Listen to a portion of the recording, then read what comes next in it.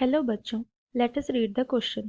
The question says the density of nucleus is independent of dash of atom. तो यहाँ पर question में पूछा गया है कि न्यूक्लियस का जो डेंसिटी होता है उसका जो फॉर्मूला होगा वो किससे इंडिपेंडेंट होगा, किसके ऊपर डिपेंड नहीं करेगा, एटम के किस क्वांटिटी के ऊपर डिपेंड नहीं करेगा। सो उसके लिए हमें डेंसिटी ऑफ न्यूक्लियस का फॉर्मूला निकालना पड़ेगा। उस फॉर्मूले को हम स्टार्टिंग से पूरा डिराइव करेंगे फ्रॉम स्क्रैच, जिससे हमें पता चलेगा कि एटम का ऐसा कौन सा एट्रीब्यूट है जो डेंसिटी ऑफ न्यूक्लियस निकालने में मदद नहीं कर रहा। ओके, सो फर्स्ट किसी भी चीज का अगर डेंसिटी हम निकाले तो डेंसिटी का फॉर्मूला क्या होता है? Mass upon volume. So density is equal to mass by volume. So here चूंकि हम न्यूक्लियस का डेंसिटी निकाल रहे हैं तो मास भी हम न्यूक्लियस का लेंगे और वॉल्यूम भी हम न्यूक्लियस का लेंगे। So the first thing that we need to know is mass of nucleus. Mass of nucleus कैसे निकालेंगे? तो न्यूक्लियस बना कैसा होता है? न्यूक्लियंस से। सो मास ऑफ न्यूक्लियस निकालने के लिए हम ये लिख सकते हैं कि मास ऑफ वन न्यूक्लियन, एक न्यूक्लियन के मास के साथ टोटल जितना मास नंबर है उससे अगर हम मल्टीप्लाई कर दें तो मास ऑफ न्यूक्लियस निकल सकता है।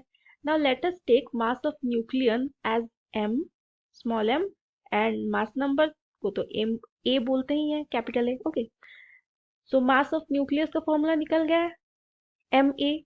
अभी volume of nucleus, volume of nucleus क्या होगा? सो न्यूक्लियस का शेप स्फेरिकल शेप होता है और उसका एक रेडियस भी होगा। तो मान लो अगर वो न्यूक्लियस का रेडियस कैपिटल R है तो उसका वॉल्यूम क्या होगा? क्योंकि वो स्फीयर है तो उसका वॉल्यूम होगा 4/3 पाई आर क्यूब। राइट, नाउ ये जो रेडियस है ये रिलेटेड होता है मास नंबर से। कैसे?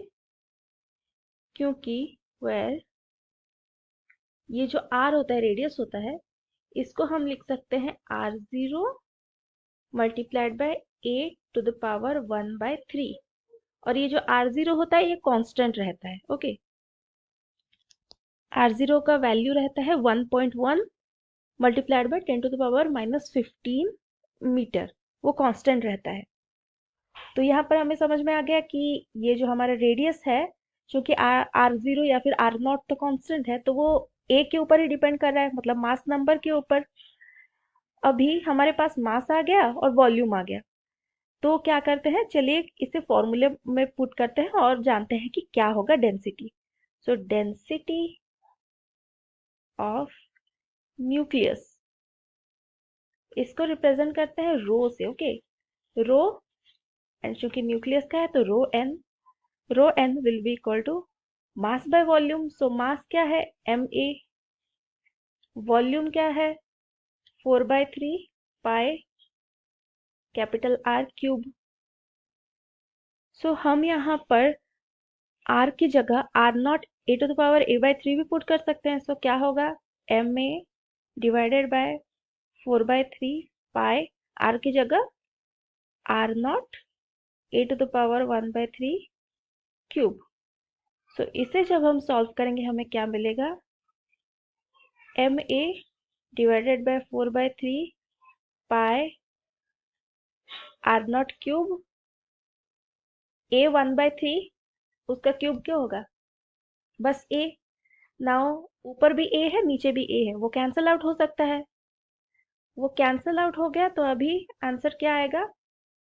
m divided by 4/3 pi R0 cube.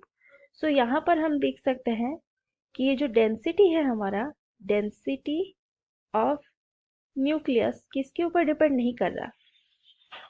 देख रहे हैं कि हम जो लास्ट स्टेप में a कैंसल आउट हो गया, a मतलब मास नंबर कैंसल आउट हो गया।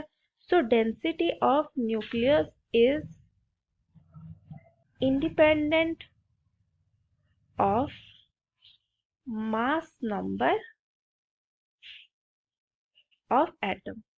वो मास नंबर से इंडिपेंडेंट रहता है। मास नंबर कुछ भी हो उससे कुछ फर्क नहीं पड़ेगा, ओके, क्योंकि उसके फॉर्मूला में, डेंसिटी कैलकुलेट करने के फॉर्मूला में मास नंबर है ही नहीं, okay. So that is our answer. Hope you understood it well.